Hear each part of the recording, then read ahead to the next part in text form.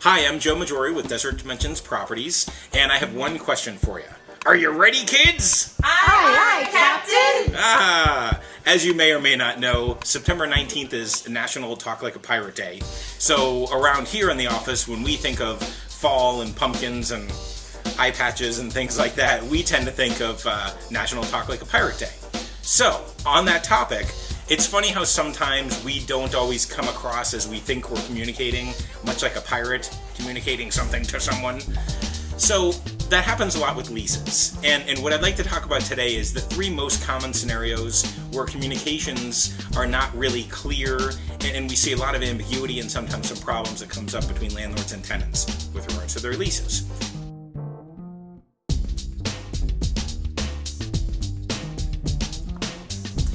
So, the first thing is condition of the property. I cannot tell you how many disputes, how many discussions, how much confusion we have around the condition that a tenant is expected to give the property back to the landlord in. Now, I've done other videos specifically on this topic, but really with regards to writing a lease, it is extremely important that the expectation is clear. Does the property need to be cleaned professionally by a tenant, or is the deposit non-refundable and the landlord's going to take care of that? What's the situation with carpets, landscaping, pool?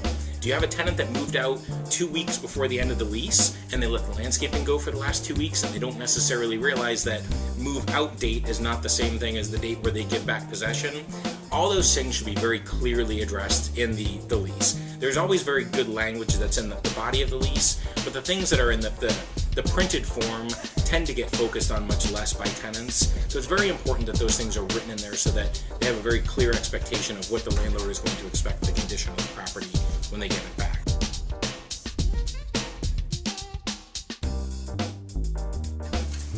Due date. Due dates seem very, very obvious. You've got rent is due on this date. If it's not received by this date, it is late.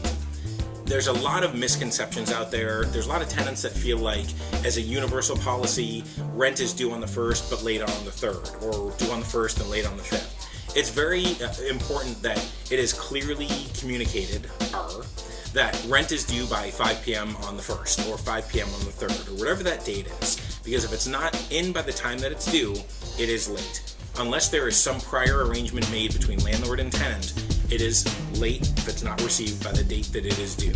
That simple.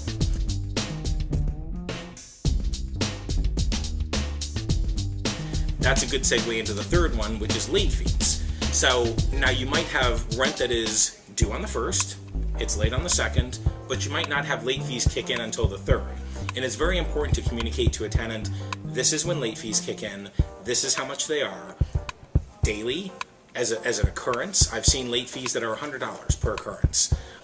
On the 3rd, on the 5th, on whatever day it is that the landlord says, if that rent has not been paid by that day, they're either going to start accruing daily late fees or one flat late fee that's usually pretty painful. It's usually $100 or $75 or something that's pretty significant. Now, it's very important that that's communicated directly to a tenant, and for tenants, it's very important that they understand that. I've seen people that think that if they get a $100 late fee, that means they can go 2 weeks and then pay their rent.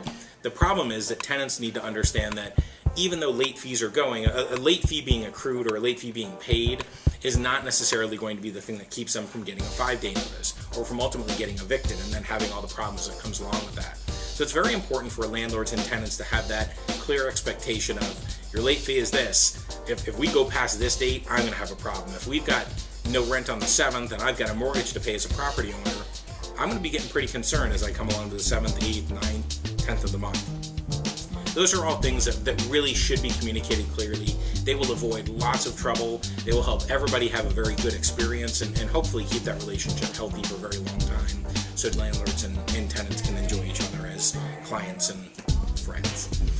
I'm Joe Maggiore with Desert Dimensions Properties. Of course, we're here to help anytime if you've got any questions as a landlord, as a tenant. You can always look us up online. You can check out the phone number, give us a call. Thank you very much.